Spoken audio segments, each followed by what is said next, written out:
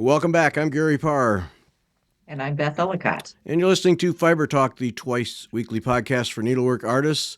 And our artist this week for time number 4, well, it's actually probably 8 or 9 with all the live shows you've done, a truckload of times, is Krista West, Avlea Folk Embroidery.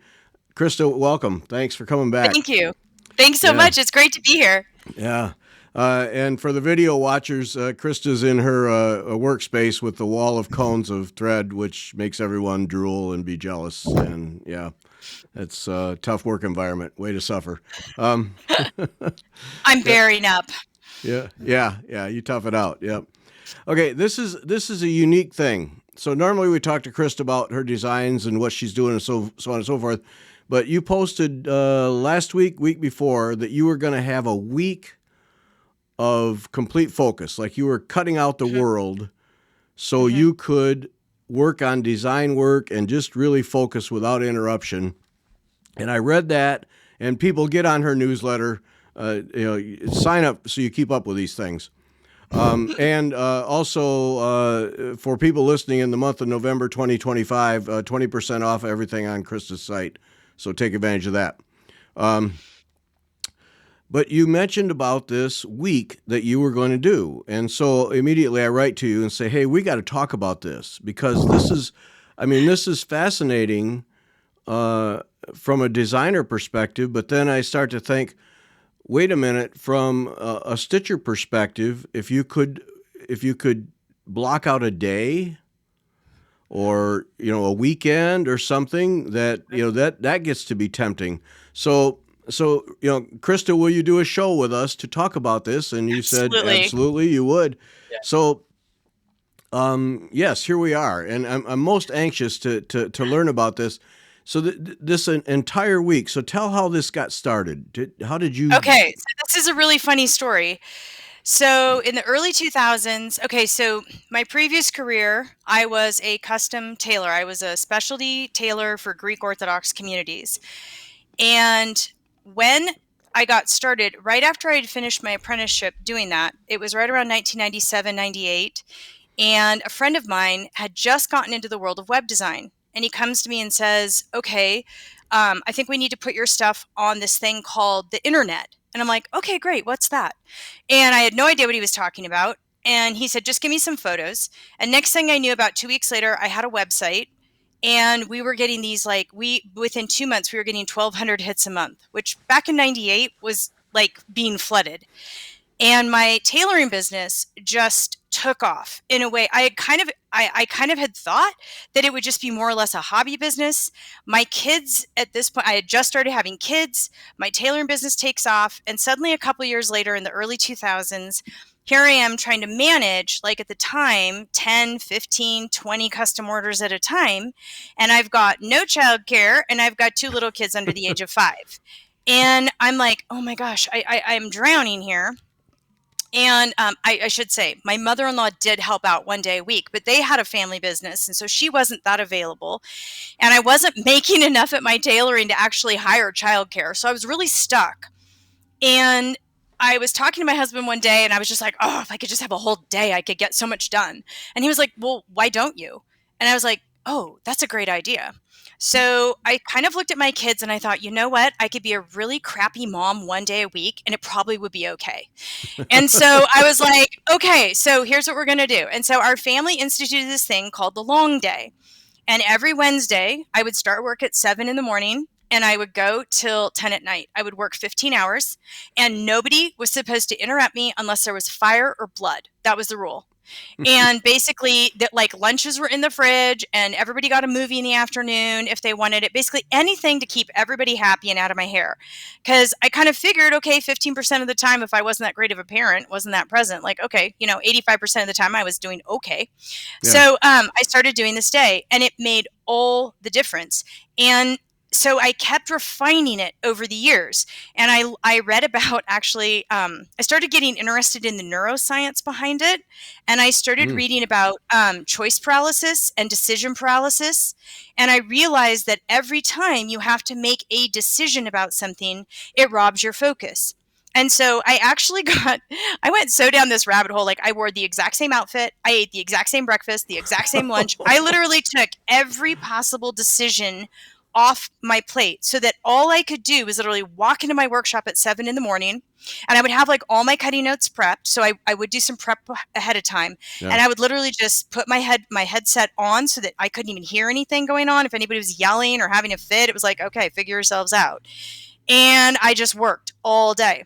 And it was the only way I was actually able to manage my business for a number of years, because I just needed that really intense time. I mean, I was still doing like admin for 3 or 4 hours a day on all the other days, but I needed that focused time to where I could get in and do the hands-on creative work. And so that actually was really the foundation of my tailoring business. It was how I got everything done. Mm-hmm. And it worked for our family life. It was like I was still able to be a mom. I mean, I was tired after 15 hours. I don't want to give anybody the wrong impression, but I wasn't stressed because I knew I had that one day. And I knew that on that day, like anything else that might pop up, there were so little things that are urgent within a 24-hour period that pretty much everything could just get pushed to the next day. Yeah. So I didn't check my email. I didn't do anything like that. I literally just cut all day long. From a designer business operator, that's really kind of the linchpin is keeping that admin work at bay so it doesn't interfere with the creativity. I mean, that's So the true. tough spot, isn't it? Oh, 100%. Because you hear the adage in the craft industry, you hear the adage, are you working in your business or are you working on your business? Yeah. And I feel like actually I kind of think of myself, I don't want to lean too heavily like into the whole like capitalist growth economy situation. I think of myself much more like kind of an old-fashioned shopkeeper, but my following is growing and I need a way to handle that. And so I actually still continue to do this to this day. So every Wednesday, that's why if you ever email me on a Wednesday, it's like, oh, you won't hear from me till probably Thursday, because I'm in cutting fabric and I'm organizing what kits are being made that day or what kits I need to make that week, or, you know, what do we need to reorder? I'm doing stock and inventory checking, all the hands-on stuff. And it was only quite a few years later, maybe 7 or 8 years after I started doing this with my kids, that I came across the work of Cal Newport. And Cal Newport is a professor at Georgetown University. He is actually, I believe, a computer science professor, but he came out with a book called Deep Work.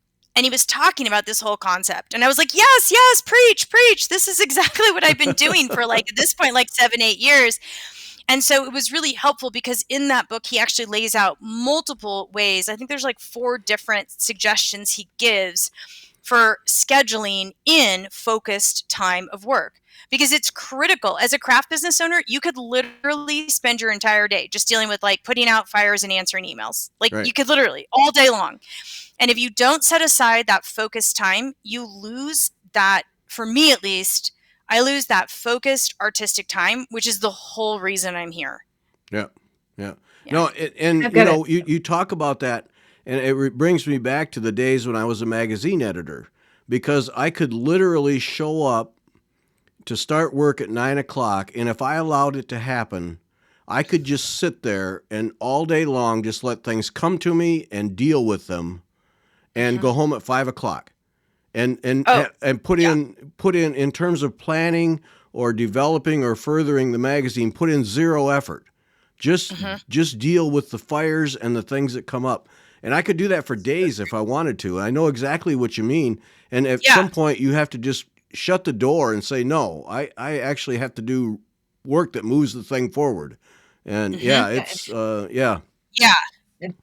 And the other thing is, I know when I was homeschooling, there's another one. every year, I took once a year, I took a day, and it was actually my birthday because that was the easiest day. I would hire a babysitter, I would leave the house, I would go to a coffee shop, and I would spread out my books, and I would sit and think, what are we going to learn next year? Where do I want my kid? Where are my holes? Where do I need to fix?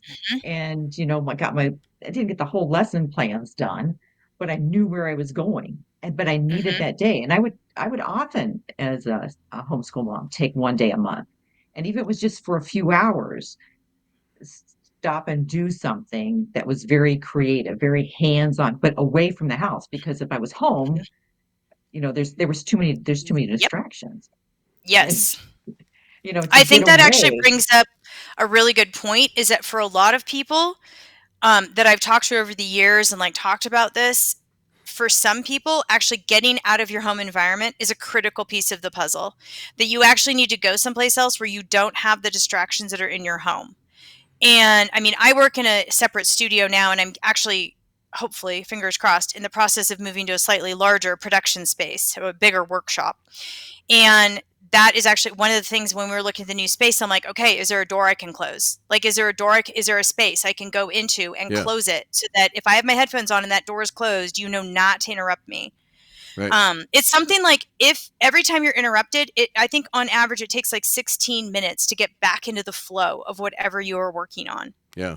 So it's a huge amount of loss of when we're not really careful about where we're spending, I guess is the best way of saying, our focus and our attention.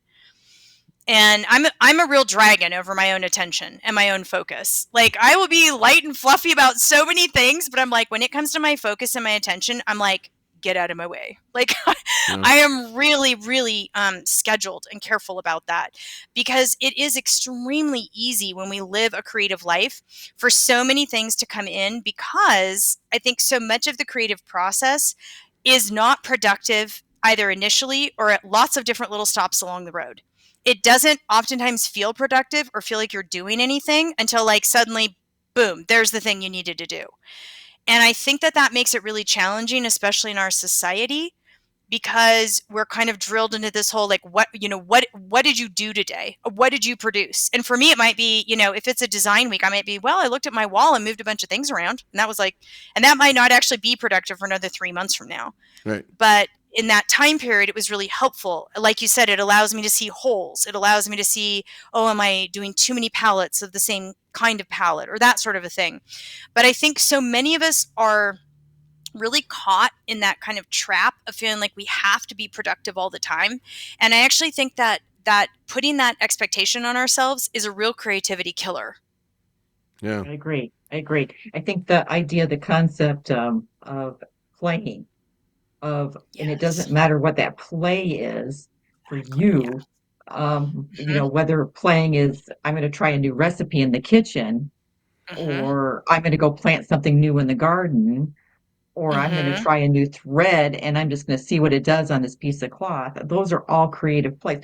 It's not that you expect something necessarily out of No. it. The kitchen might No. be a big mess. It might be in the trash by the end of the day if you didn't put anything Exactly. right. But you've done something creative. You've done something Mm-hmm. different than you're normally Well, doing. and it's actually practicing your creativity. I personally think that anytime you practice your creativity, whether it's you choose your outfit in the morning, or you're figuring out what you're going to eat for dinner, or there's so many ways, like, that is actually part of your creative practice. And I think, again, we get really caught in this loop of productivity.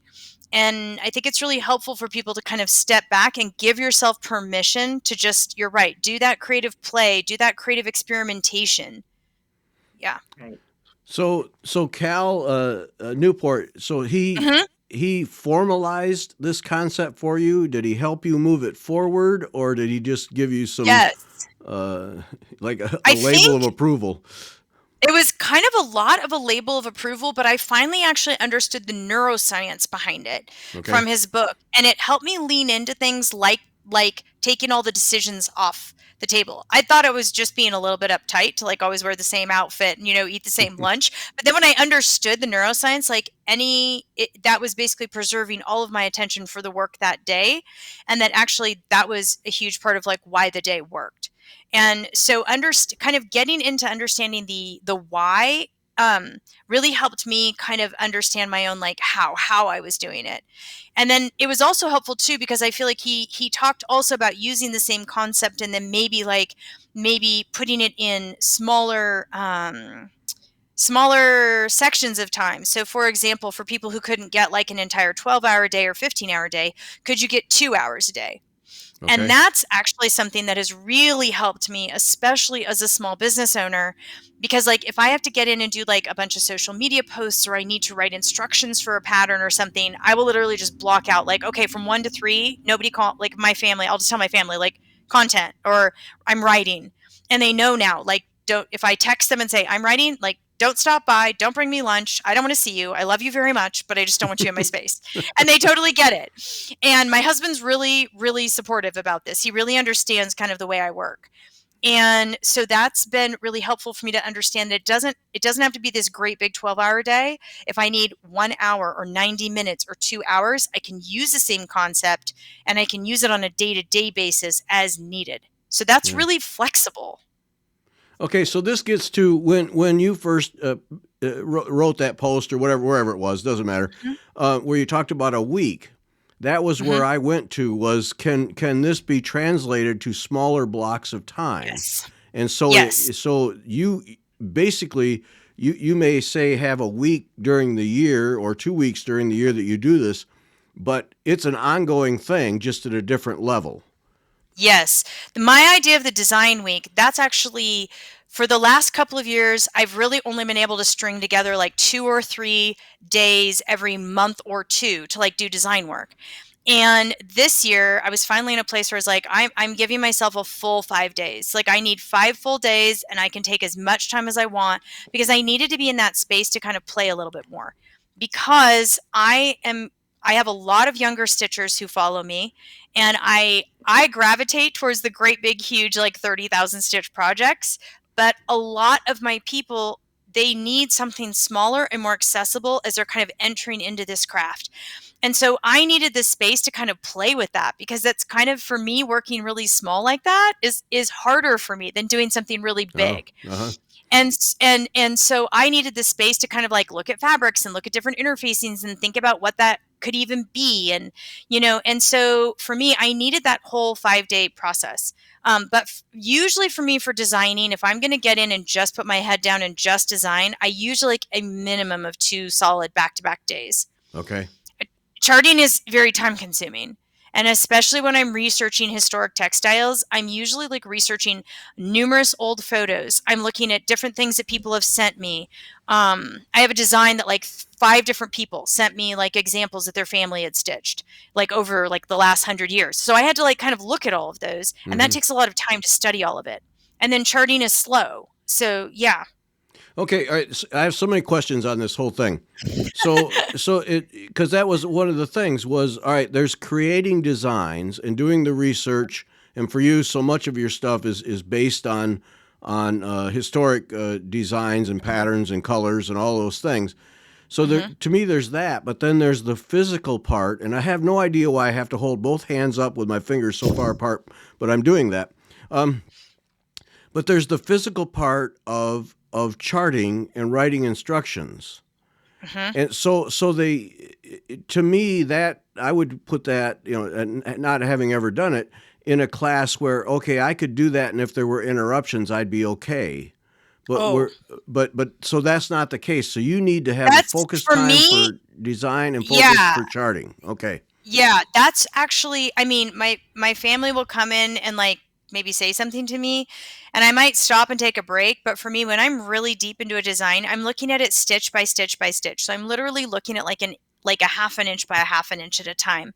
So I'm really going in close, and I really like to have the time to just sort of let my brain sort of absorb that little motif, and then as I work my way out, because usually with like folk embroidery, you're starting with a really small thing. So Hmm. like you might start with like a little leaf shape or maybe a little tiny cypress tree or something. And then as you're working way out, you're seeing how does that work? And is how does that actually interact with other motifs that might be in the piece? And is this like just a normal repeat, or is it a half drop repeat, or what is this?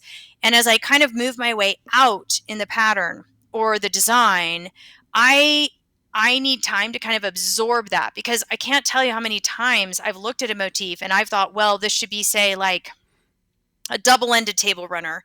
And then I look at it again a week later or even a day later, and I'm like, no, no, no, that needs to actually be turned into a mirrored center band border. And I'll just see the shapes anew. Hmm. And so that just takes a little bit of time for your brain to catch up. Okay. But writing instructions is actually, for me, is just as intense, because when you're actually writing what are called in the garment industry, in the tailoring industry, we call them operations notes. And this is something I had to do in my tailoring business all the time. So I had a lot of experience doing this when I started Avlea. And so you have to think through. I can sit down and look at a piece and decide. Like right now, I'm working on these little tile designs. They're really great. But I've had to think through, like if I sat down and needed to finish that, if I was just any old stitcher and I was like, I'm going to finish this, I know exactly what interfacing I'd grab. I know exactly how I'd iron it. I know how I would finish it. I wouldn't even have to think that through. I would just grab the pieces I need and finish it and like sew it up. But the thing is when I'm working with somebody who's younger or who's new or who has never seen that finishing, I have to think step by step by step, where might they get hung up in this process? And if I don't explain this carefully, like I might look at it and automatically assume a 1/2 inch seam allowance, because tailoring, we use a 1/2 inch seam allowance. But in amateur garment sewing, like in the sewing industry, home sewing, it's usually 5/8 of an inch. And so I have to think through and think, okay, wait, if I don't specify exactly 1/2 an inch and somebody's used to sewing a McCall's pattern, are they going to do 5/8 and they're going to, it's not going to turn out the way they want. Yeah. So it's just like this, like tiny itty bitty details. Writing, I would say actually writing pattern instructions is harder than charting. Yeah. Well, I've never Yeah. talked to a designer that loved writing instructions. I'll tell you that. No. None of them. I'm kind of with you. If there was a magic pattern writing fairy out there, I'm like, yeah, you're hired. Because it's definitely like, it's so nitty gritty. And you have to think about that and just think about people getting tripped up. So, Yeah. I mean, the one thing I will say for my creativity is I should say that the one thing I think is really good for me, though, is that it does keep me in Buddhism, they use this term beginner's mind, the idea that you're always starting and that you're always a beginner. And I do feel like when I'm writing instructions, it really puts me in that place. And I have to remember what it was like to be a beginner at something. And I feel like that's actually really valuable. Right. Yeah. Because especially when you're doing instructions like that, because there's nothing more annoying than trying something new. I mean, I figure I'm an experienced stitcher, trying a new something, and they assume you understand the next step, and it's like I have no clue. Something went wrong here. What did I do? And so that's great that you're kind of getting into their minds, sort of, their mindset really Well, is what it is. and it even has to do with the products. So, like, for example, my neighbor here is a just incredible quilter. She loves to quilt and she's amazing at it. And she's very up on all the materials and supplies that are available in the quilting world. And she recently introduced me to Peltex interfacing. And I'm like, oh, this is perfect for these little tiles I'm working on. But like my tailoring background, I would have grabbed double ply crown buckram, which is very challenging to work with. It's not for the faint of heart. And I was looking for something, I'm like, I'm going to set a lot of people up for frustration if I try to like use the tailoring supply. I need something that's a little bit more accessible. She's like, well, you should use Peltex. And I'm like, what's Peltex? She's like, I'll bring you some. And so she brings me some and like, I'm able to play with it. So even that, like knowing the right product and taking time to research kind of the right product that provides both the finish you want, but also is not frustrating to use. Yeah. Yeah. Absolutely. So, all right. So you're coming up on this week. How do you prep for that? Is it materials? Is it I'm going to do half the week doing design, half the week doing charting? How do you set that up so that, because I'm confident that when Monday shows up, you have everything lined up to go, so you're not wasting half the week just getting organized. So how do you mentally set it up and physically set it up? Okay, so for me, so I work in folk embroidery. So I'm a little different than a lot of, say, cross stitch or embroidery designers, because I'm not I'm trying to think of this. It's just different because I am drawing on a lot of historical sources. Right. And I'm not drawing my own designs like on an iPad and then translating them to a chart or whatever. So because of that, so especially now that Avlea has a larger following, I have people fairly often now will send me photos of heirloom embroideries from their families and will tell me the story behind that embroidery. And so when someone sends me something like that, it instantly goes into a file, and I keep folders. I'm kind of super obsessive about keeping everything very organized because I typically have like 40 different folders going at any given time. Now, I might have one like, okay, for example, a woman had just sent me a very beautiful Ukrainian embroidery and told me the whole story about it and was like, oh, if you could release this as a pattern, this would be so great. Our family would be so delighted. And it was an amazing pattern. And I was like, okay, let me work on that. So that immediately went into its own folder. So I knew I had the photos there, and I knew that I had the photos there. And I was like, okay, that's one that is going to be pretty easy because I knew that looking at the photos, it was going to be a fairly straightforward charting the historical piece. I made a couple of significant changes, but they weren't difficult to chart.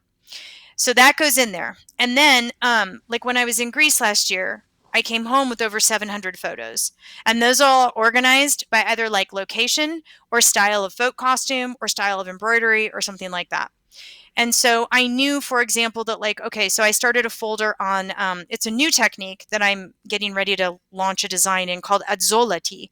And it's like, we in English would probably call it similar to running stitch or darning stitch, but my embroidery tutor was very specific that that is not what it is when I tried to ask her about that. Whoa. It's azzolati. So it is azzolati. And that is what we're going to call it. And it's basically like it's kind of like it almost is sort of like a Greek version of bargalo work, sort of, but it's done on the traditional ground cloth and it's on this specific type of folk costume. And so that has its own folder, but that is really hard to chart. It has been taking me months to figure out how to do the charts because the threads go between the thread. They go over one essentially, and then they go over 1, over 2, over 3, over 4, over 5. And then maybe over 4, over 3, over 2, over 1. Okay. So they're very challenging to chart. And it's taken me a while to figure. So that has its own folder. And so imagine these folders. I have like 40 of these at any given time. Mhm. And then I keep one folder that has all my charts in process. And this is if I even start a chart and like try to chart a motif, I take a quick JPEG of that and I pop it in there so that I have a quick reference of everything that I'm working on that is basically at all a possibility. And so this week, and then in addition to that, I make a long list of like what are the things that I know that I really need to chart. So for example, I've been getting more requests for these smaller designs. So small designs were at the top of my list. This last year, I was the designer, one of the featured designers at the Pacific Northwest Stitch Summit. And for that, we had to do an exclusive design. It had never occurred to me that anybody would want that. And so now I'm like, oh, I need to be ready the next time because I literally got up at 4 a.m. for weeks to like stitch that sample because I wasn't ready. And so I'm like, okay, so now I have like I know that I need to design like at least 2 exclusive designs for events. So I kind of have those. Mhm. And then I have all these different categories. Like, okay, we did one double-ended table runner this last year, and maybe I'd like to do another. Or maybe we did this color this last year that was incredibly popular that really surprised me. And I'm like, okay, maybe we need to do something else. Mhm. So I have this long list of things. And so I literally just start Monday morning and I start working my way through the list. Prior to that, I have tried to prioritize the list and figure it out, but I don't try to overly organize that part. And I do just give myself the space to go in and say, what do I feel like working on right now? Because if I feel like, oh, right now I just really want to delve into this one design that I've been dreaming of for the last, couple of weeks, I'm just going to let myself go there and see where that takes me. Because like, okay, if I need to do, and like, for example, it took me 5 days of my design week to work up to that Azzolati chart. Every day I got up and was like, is today the day? Am I going to do the Azzolati chart? And I was like, no, I just do not have the energy to deal with that charting right now. And then at Tuesday I got up and I was like, nope, can't even. And then Wednesday I'm like, uh-oh, we're almost through the week. Thursday I was like, nope, not even. Friday I got up and thought, oh, I'm ready. I've gotten all these charts done. Now I'm ready to like approach the Azzolati chart because it took me like 5 hours to work on the chart. Yeah. So for one design. So you have that's kind of how I approach it. Okay, so 40 folders. So you have Mhm. a defined structure as you start the week, but Mhm. those 40 folders are within that is the flexibility, the creative flexibility that Exactly. you just go with the flow and Exactly. let it happen. Though in the back of your mind, then you still have, I'd like to get some smalls done this week. Mhm. And there's this one big one that I'd really like to have happen, Yes, but exactly. still it's how it flows for you on a creative basis then, day to day. Yes. And I do set up a loose, like I know the dates that I do new releases, and I release a lot more frequently than most designers, but it's because for me, my goal is that I'm creating an encyclopedia of folk embroidery. That I have a different goal than a lot of designers. And my goal is that we're keeping these designs alive for generations to come. And so I am trying to basically document and record and chart as many of these older designs as I can.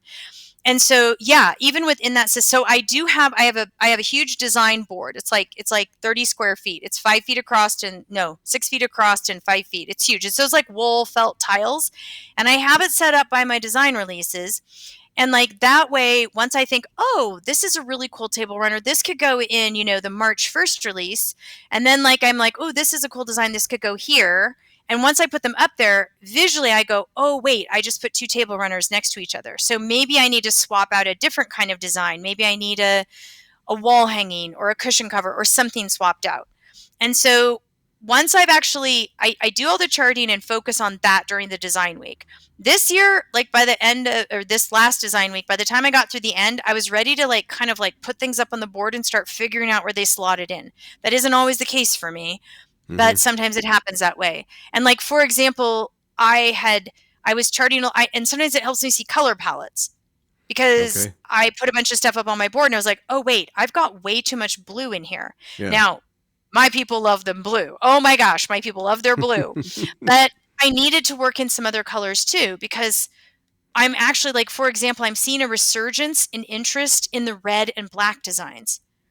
And for a long time, I was actually really nervous as a designer of folk embroidery of doing too many of the red and black designs, because that's so much of the folk embroidery world. For so many places, Greece, Ukraine, Romania, they would just stitch everything in red and black. Oh. And I was afraid that people weren't going to see the design and be compelled to want to stitch the design if it was just in that two-color palette. Yeah.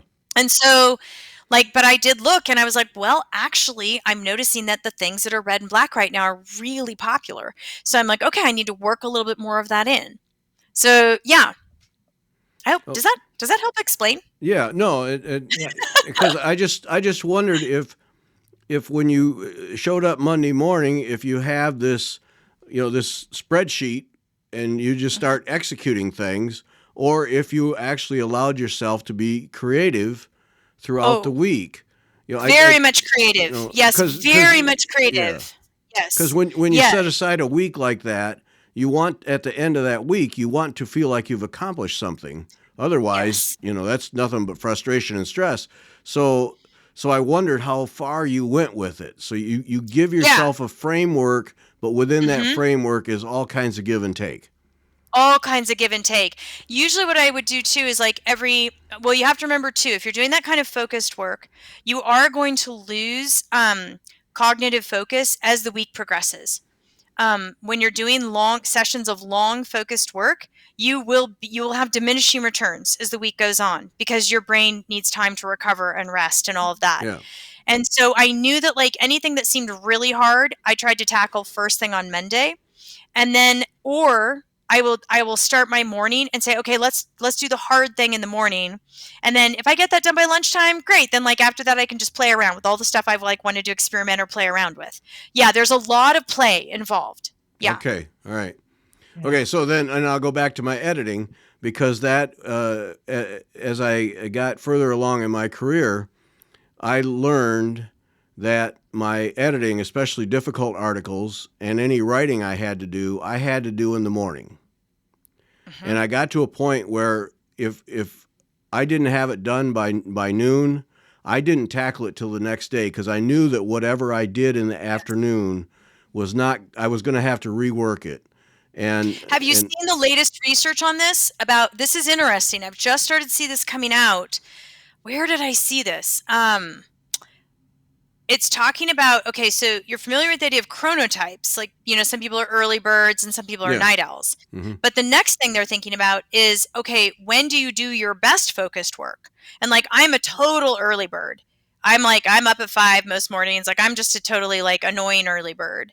But interestingly enough, I do not like to write in the mornings. Like I had to figure that out about myself that like, okay, if I have a writing project, I try to do it after lunch. I just feel like I'm at my like, I've gotten all this stuff, I've gotten stuff done, and then I'm like really ready to write. Like I kept trying to make myself write my weekly email, Yeah. like, you know, on 9 a.m. on Thursday morning, like, let's go. And I just kept ditzing around and I wasn't getting to it. Yeah, And then it was like, it just naturally happens at 1 p.m. for me.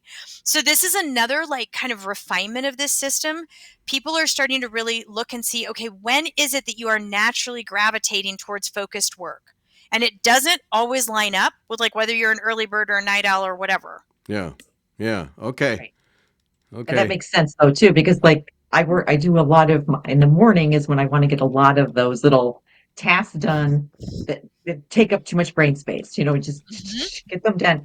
And then when they're done, it's like, okay, now I can do that big thing, Yes. you know, Now you can that's gonna settle take in. right. Because there is that whole idea in creativity of settling in, of like getting in the flow and settling in. And that's a great feeling. But sometimes it takes a little bit to get there. Right. Yeah, and Beth, that's a good lead in to as you're going through the design week, how do you keep from being distracted? How do you keep from just turning around to your little wall of cones there and playing with threads? Yes. What disciplines do you put in place? Okay.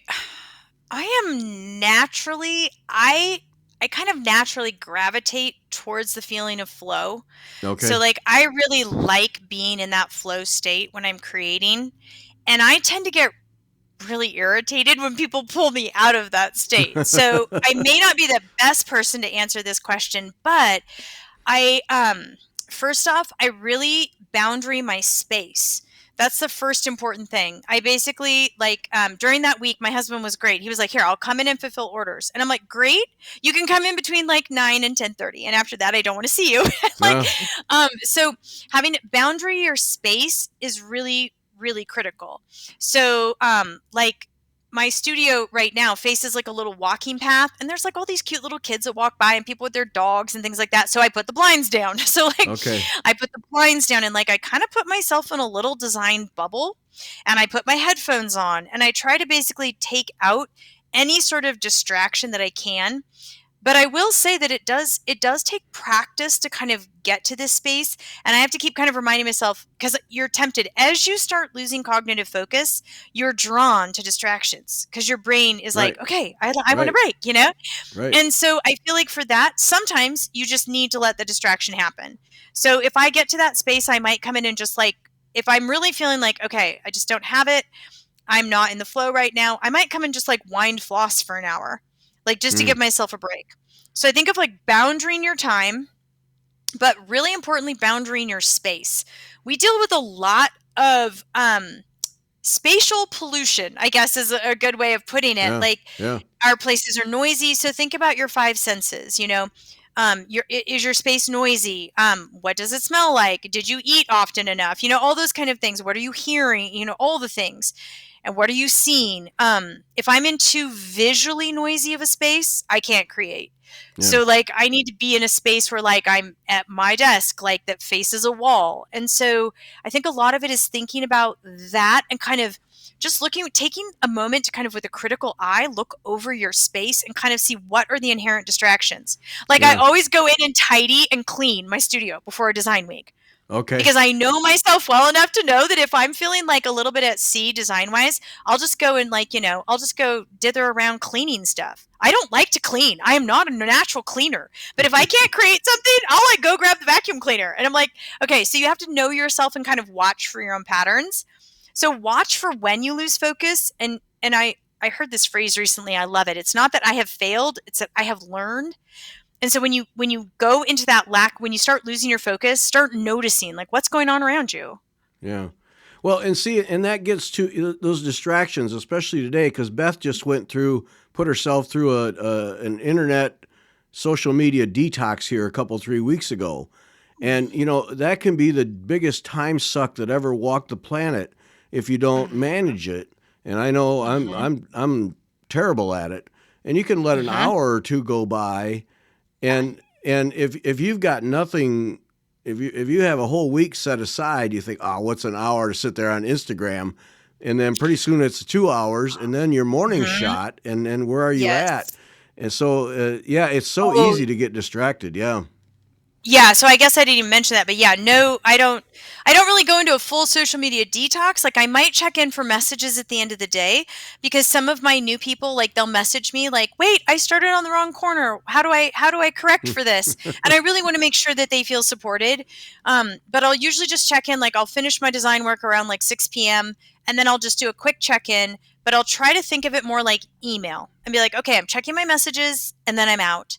Um, so I do feel like that's yeah, my phone has to like I usually set my phone somewhere else while I'm designing. Okay. So, just not I mean, it is tempting. And yeah, I totally hear you on the Instagram thing. It's very tempting and it's very easy to lose an hour before you have realized it. Yeah. Yeah. Yeah. Okay. Right. All right. Yeah. Mhm. Because, yeah, I need to do what Beth did in a bad way. In a bad way.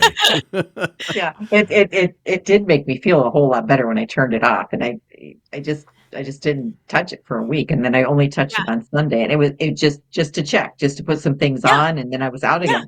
It's like, oh, and it just quickly sucks you back in. That's the problem. Mhm. And it's Mhm. meant to. It's meant to hit those dopamine It is addiction. designed to be that way, and I think that's why we have to be it's so funny, my husband and I were just talking about this a couple days ago, about how, I think kind of the next big thing coming along is basically, people pushing back on their attention as a very valuable commodity, and kind of understanding, uh, how valuable your time is, and how valuable your attention is, and where are you going to put that?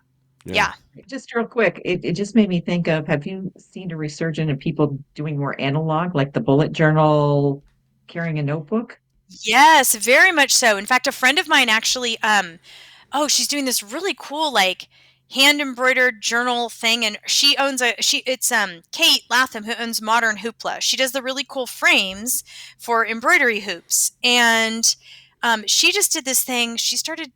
She was playing around with it for the last like 6 months or so, but she uses a CNC machine for her frames. So she started playing around with it's like plastic templating, but it's really cool because it's designed to be a journal cover that you then like put fabric over and you sew it in place, and like you add embroidery and different things like that because the journaling thing is coming back in and people are wanting to do analog. Yeah. Yeah. Well, and see, and that was what I was going to bring up too. Is you talk about young people wanting smaller designs, and I think Mhm. we're reaching a point where people have said enough of these screens. Mhm. I need to do something that actually Yes. produces something with my time. And Yes. if I'm going to sit at waiting for basketball practice to end, scrolling on the phone or actually creating a small bookmark or something is yeah, Mhm. yeah, I'll take that. Yeah. Well, and we do know that, I mean, anytime you sit down to do handcrafts, I mean, obviously I'm preaching to the choir here, but it lowers all of your heart rate. It Yes. raises dopamine. It actually prevents dementia. I mean, there is just honestly, you could do it all. It's so good for you. So I would say, especially people when they are in their busy lives, I mean, how many moms sit in the car for 10, 15 minutes here and there, who are like waiting. Like when my daughter was in middle school, I'd go to pick her up and I'd have to wait 20 minutes every day for her. So I'd always just take my stitching with me. I mean, it's tempting to get on your phone. I don't want to make it sound like I don't ever get on my phone. I definitely do that. Yeah. But I really try hard to think, okay, wait, am I gonna like scroll on my phone, or am I gonna actually get a little like, can I get this leaf done, or can I get like this little bit of the border done? Right. Yeah. Right. Yeah. Right. Yeah. And that little bit of time, it makes you feel productive too, even though, it's not necessarily the end result. It gives No. you that feeling of accomplishment versus, Yes.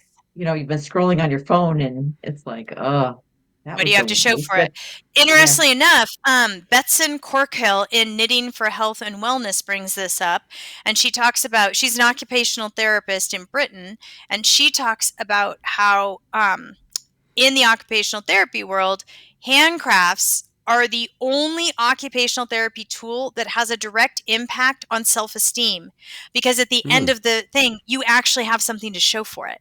It's the only kind of therapy that actually produces a physical thing, which is really interesting. That, like, for some people, the idea that they can make this thing actually shows them that they can change, like in their own lives or in their own circumstances. And so I think that there's just a huge amount of power and opportunity in handwork. And I mean, from what I'm seeing where I stand, I am definitely seeing the younger, I'm talking like the 18 to 35 year range. I am definitely seeing, I mean, we released, okay, so this summer, this is kind of a funny story. This summer, my daughter Georgia, who's 15, was in the workshop, and finally the penny has dropped for her that that money equals clothes. So yay for me this summer, because it finally dropped for her, and she was gung ho to work all summer. And so we were in the workshop like in June, and for the last couple of years, I do a lot of bigger square pieces, and so it takes this section of the fabric and it leaves us with this little like 5-inch piece of fabric left over. And I've been stockpiling it because I can't get rid of it. Like, it comes all the way from Greece, And I was like, I just don't know what I'm going to design to use this up. She's like, Mom, why don't you design bookmarks? And I'm like, bookmarks? I'm like, okay, if a 15-year-old is telling me to design bookmarks, I'm like, I think I need to listen. She's like, Mom, that'd be so cool. Like, all my friends would like bookmarks. And I'm like, okay, let's design bookmarks. I said, well, I'm going to have to put that unit in my next design week. She goes, no, Mom. She goes, just take some of the borders from your other kits. And I'm like, that is genius. So I whipped them up that week and we brought them out. I have literally since July had to do, like, we have sold hundreds of them. Like, I cannot believe it's our top selling kit right now are these little bookmarks. And I think because it feels really small, really accessible, you can take it, you can literally fit it in your purse, even if you carry a tiny little purse. Right. So there's just something about that sense of that. Also, I feel like there's a lot of that repetition of stitching is actually really soothing. And we know that it actually promotes emotional regulation. So, that's another aspect too. Say you've had a day where your nerves are, you're all jangled up and your nerves are a mess and something's happened or whatever. You sit in that, carpool line and you're just stitching for 10 minutes. Like, it's a good reset. Yeah. To kind of our very busy lives. That and the anxiety that's so prevalent. It's just like, when you stop and you take a few stitches, it's just like that breath. It's just like, because you have to slow right? down. And those bookmarks, I know why they're popular. You can make them and you can gift them away to all your friends. It's a wonderful gift. It's it's handmade. And why not? It's perfect. I know. Yeah, I'm actually I just finished the linen ones a couple days ago because people have asked for linen. It actually started as this way for people to like sample the different fabrics. But I think honestly it's the bookmark that people just like doing bookmarks. I think it's really great. You're right. And also too, I feel like as somebody who stitches, it's something that it's not like such a huge, enormous commitment. It's not like, here's this thing I spent 8 months of my life making for you. It's like I spent a couple of evenings and here's a cute little bookmark for you. Yeah, it's really nice. Yeah. Which is exactly why I'll never give away another gift of a serious project because no way. I know. Nope, not happening. So I know. Does actual stitching come into play in a design week, or do you? Nope, not at all. No. I mean, I stitch every evening for like usually about anywhere between an hour and a half and 3 hours because I still do 80% of my own sample stitching. Yeah. I know I'm crazy. People think I'm crazy, but I really love to stitch. And there are just, I mean, once I design something, I'm like, oh, I want to stitch it. So I have a really hard time like giving that away. And so, I mean, I do have a couple of friends that help me with sample stitching now, and that's been really, really great because it's allowed us to release like different colors or different things or all of that. But no, pretty much for me, my evening stitching time is pretty much like that's a daily habit for me because like Beth was talking about, like it drains all of like the jangly nerves, the anxiety, anything that's like stacked up emotionally during the day. I feel like for me, just that evening stitching just like kind of like cleans the slate. I don't know. Yeah. All right. So is the day 9 to 5, 9 to 6? Try 7 to 6. 7. Okay. All right. Yeah, So I'm an early bird, so I usually start at 7 a.m. On the design week. I was starting pretty much at 7. Usually, I'll take a break to take a walk if I feel like I need it. I will, and then I go till pretty much this last week, I went every night till almost 6 p.m. Okay. All It right. just feels like such a precious commodity for me to like have that time. And usually what happens is like after I get to the first day, I'm like, ooh, now there's so many great things I want to work on this week. Mhm. So I have this sense of urgency. And I think that's actually something that works about it too that I hadn't thought about. But the fact that this is not a regular thing for me. Like I will work on designs periodically, like every week or two, just to kind of move something from, point A to point B. But Yeah. in terms of this really like kind of deep dive into everything, I schedule that every 3 months for myself. Okay. And so there's this sense that if I don't get it done now, it's going to be February till I get to like really look at this again, kind of Yeah. a thing. Yeah. So, yeah. Okay. So, and all these basic things come to mind. Breakfast, lunch, and dinner. Mhm. Is that on the fly? Is that on the fly, or is it? It's really funny. So, okay, so part of why I'm able to do Avlea like I am now is that my husband took early retirement a few years ago, and we kind of went through this big midlife shift. He'd been like full bore in his career, and I had been definitely doing my tailoring and everything like that, but I'd always done it like second to my kids and household stuff. And Yeah. when we hit midlife, we wanted exactly opposite things. I wanted to be able to like lean into my work and just not have to think anymore about menu planning or kids or anything. And he was like, I want to like cook more. So Oh. it just happened to work out really well. And so he's like, okay, tell me what you need for the design week. So he cooks dinner every night. And then he knows me well enough to know that I don't always remember to eat when I get into designing. Yeah. And so this week he did something funny. He went to Costco and he like stocked up my whole like cupboard here at the studio. It literally looks like I work at Google. I have like kombucha and I have special faux bowls and like all this stuff. And then he texts me like, did you eat? Oh. So usually like he'll text me, but yeah, pretty much I just keep everything very, very simple. And then we just have the family understanding. I'll just tell him I might be home for dinner at 6, but like if I'm in the middle of a really great design, I may not come home for dinner. And he's like, okay.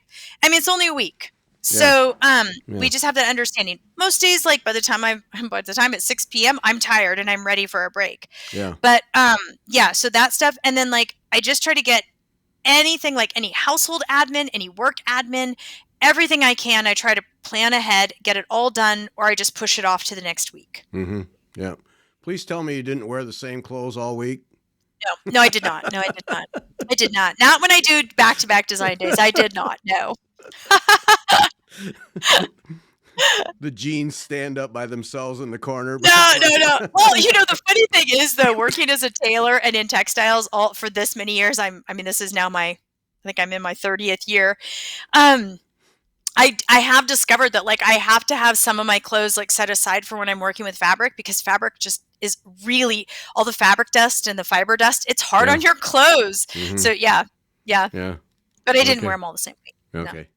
I'm just checking.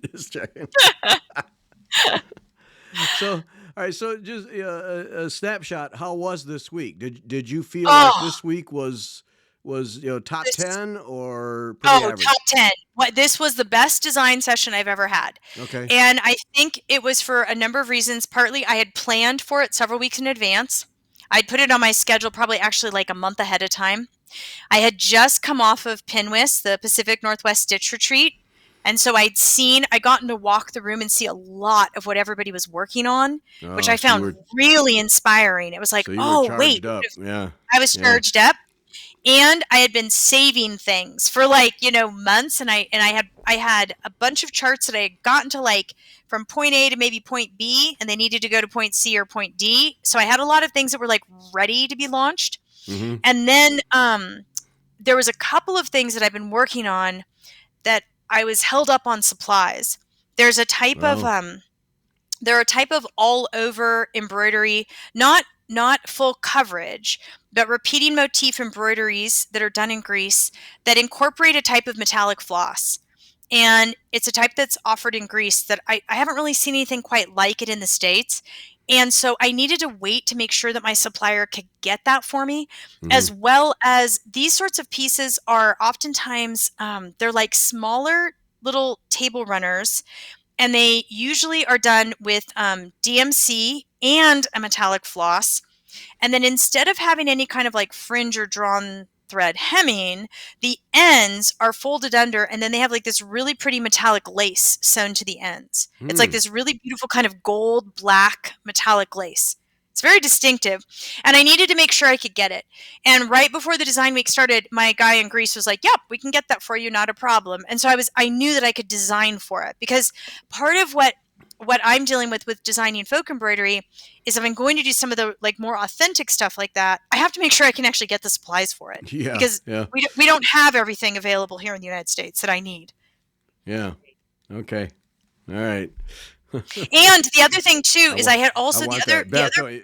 Beth, don't you just go, I want to see that design. I do too. Okay, I yeah, was like, I would okay, totally, yeah. yeah. It's really fun to work with, and I just started using that floss in my. Oh, actually, do I have it right here? I might have it right here. Oh, I do. So these trims are these really. I'll show you some. They're really beautiful. They're these like really cool metallic laces that they sell in Oh. Greece. Oh my. They're really neat, but again, I really like them because they're a way of finishing an embroidery that's a little more accessible for a beginner, because all you have to do is just sew it onto the end. Mm-hmm. It doesn't require anything really complex. And then let's see, I have another one. This one's I really love this one. It's like a little wagon wheel. This one's neat too. So that one's here. Oh my. Yeah. I love that. So it's just like another type of finishing. And I like to think of these as being very sort of quietly elegant. Like they're not flashy. And I think that's why I really like them, because some stuff with metallic can really kind of become kind of gaudy looking. Mm-hmm. And I really like the more kind of understated stuff that has a little bit more of a patina to it. And this stuff does. So yeah. Yeah. So I'm actually really excited. I just released my first kit with those metallic flosses. A couple of weeks ago. It's our first full-size embroidery table runner kit. So Okay. not cross stitch, but actual surface embroidery. Yeah. Because I've spent the last 6 months developing a technique for hand stamping fabric for large pieces. Mm-hmm. So, yeah. But like, for example, that also factored into my design week, because I finally got those all the way through to being a kit. I was like, okay, the method works. So now I can like look at other designs and think about releasing those. So that So- turned loose a whole nother path of Oh. pieces. Okay, here we go. It totally did. Yeah. Yeah. Here we go. Yeah. See, and Yeah, I because just for love, me, I don't want to do just cross stitch. I want to represent like as many of the folk embroidery traditions as I can. And cross stitch is definitely a very big one, but there's also things like the Adzola tea and like Romanian couching surface embroidery pieces and the metallic threads and things like that you see in Greece. So yeah. Yeah. There was a designer the other day, forget her name, but anyway, she was raising the question about why is it that cross stitch gets its own thing, and why? And I thought it was a really good question, and Right. so you great offer question. embroidery designs too. Yes. In that 18 to 35, is it still cross stitch that appeals to them, or are you finding them latching onto embroidery? Both. Both. Interestingly enough, what I'm definitely seeing with the younger crowd is they are what they call multi-craftual, which I really love that term. And so they're going to try a little, multi-craftual. Okay. That's what they're saying. They'll say, I'm multi-craftual. Okay. And so they'll try a little knitting, they'll try a little sewing, they'll try a little cross stitch, they'll try a little embroidery, and they'll try different things. And so I will notice like I'll have somebody who's younger who might order like a bookmark kit, and then maybe 2 months later I happen to notice their name again on an order, and now they're trying out surface embroidery. So I think it's actually, and honestly, I think that's fantastic, because I think there are different seasons in our crafting life. And like sometimes we're really into cross stitch, and then we might go down the rabbit hole of embroidery, or maybe now we are knitting or this sort of a thing. And I actually think that's really good for people to like experiment, because I didn't even really discover cross stitch was like my thing until I was in my 30s. So that's like you just go through different seasons. Yeah. Right. Yeah. Right. Mm-hmm. I'm just wondering if they're making patches, doing the mending. Have you heard any of them taking your things and doing doing mending with them? I have the whole I have a little small line of the Folk Flourish kits, which are where you basically it's just the same exact idea as waste canvas, but I hate working with waste canvas. I find it really challenging to work with. And I find it really inflexible when you're putting things on garments, because a lot of pre-made garments already they're soft, they're movable, they have more drape. So I just use folk fabrics instead. And so actually I have a little line of those, and yeah, I definitely see those. Those are starting to pick up. People are wanting to do that, like visible mending, or not always visible mending. I think a lot of it is expanding and becoming more about personal embellishment, or personalizing clothes and things that people have thrifted, or making them their own. And I think that's really exciting. Yeah. Yeah. Well, I've wondered about that. Glad you brought that up, Beth, because I've wondered. We did a live show at some point about your folk flourishes, and you showed Mm-hmm. some of those things, and I'd wondered how they did because of Mm-hmm. this whole thrifting thing. And thrift store, and people want to embellish pieces that they Mm-hmm. pick up. So those have really done well for you then. They have. Actually, that's one of the classes that I'll be teaching. I'll be teaching a short class on it at Sew Expo in Washington in March. And then I'm teaching a day-long class on the technique here in Sisters at the Sisters Outdoor Quilt Show. Oh, And so that's the one that it's also really accessible. So it's like in a couple of hours, you can have a project done. yeah, Like I bought old Navy sundresses for my granddaughters and just put cute little sailboats on them. It was easy. It took me like maybe 2 evenings to do 2 dresses. So it's really accessible. It allows people to kind of dip their toe. It's funny, for so much of my career, I worked as this very high-end, highbrow ecclesiastical tailor working on yeah, $200 a yard, French brocades, and all the things. So, and people used to call me the snob. Actually, they used to call me the vestment snob, which is pretty funny. It's because it's not who I am personally. Like, yeah, if I'm going to do something big, yeah, I want it done to a certain standard. But when it comes to crafting, I'm like, pick up anything. Like, just pick up a needle and thread, start anywhere. And I want to be really encouraging to people who are new, and to people who might be a little intimidated, or maybe, we have a whole generation of kids who did not grow up seeing their moms or their grandma stitch. yeah, They didn't. Right. And so I feel like if we can step in and be those people and be like, here's some needle and thread, here's something from my stash, like, and just really welcome them in, that's going to actually keep the crafts that we love so much. It's actually what is keeping them alive right now. yeah, Yeah. yeah, Yeah. yep. Absolutely. Yeah. All right, Krista, we got to stop. Thanks. Thank you. Thank you guys. This was great. Yeah, no, that's a fascinating insight into that, and as you're telling us the stories, I'm starting to think how afternoon, evening, Uh-huh. morning, block out time just to Yes. work on one of those projects that takes a full focus. Yes. Phoenix Band Sampler, um, Yes. you know, that just otherwise would sit, Right. because I would really encourage stitchers to do this. I mean, if you're going to go take yourself to a stitching retreat, why can't you give yourself a stitching retreat on a Saturday and just tell yeah, your family, like, whatever, like, I'm stitching. This is important to yep, me. I'm out. And, Yeah, you just, yeah, I'm out. Exactly. And I think it's Or like, if I can give people permission for that, like, I'm giving you permission officially right now. Yeah. yep, well, even for me, I keep on thinking I want to go down and go through some of my stash. Well, it's a whole mental block, and I don't need 30 minutes. I need several hours to pull out some things, look at them, Mhm. decide, am I really going to stitch this? Do I want to keep it, or does it need to move to a new home? You know, Mhm. but I need that block of time. I can't just go do it in 15-minute blocks. right, I can't. Exactly. So I would really encourage people, start with a 4-hour block. If you really want to try this technique, start with something that you want to accomplish and give yourself 4 hours and see how you feel. And if it works for you, great. Then maybe, block a day and yeah, and take it just in 4-hour chunks is what I would recommend. yep. Okay. All right. I think we've uncovered something here. Excellent. Yes, Thank you for excellent. the time and doing this. Thank you. And Yeah. it's avleafolkembroidery.com. And if you're listening, as I said, in November 2025, 20% off all month, the thank you month Mhm. at Avlea on everything. Krista, thanks so much. Enjoyed it. Thank you so much. All Thank right. you. Thanks. And thanks to everyone for listening.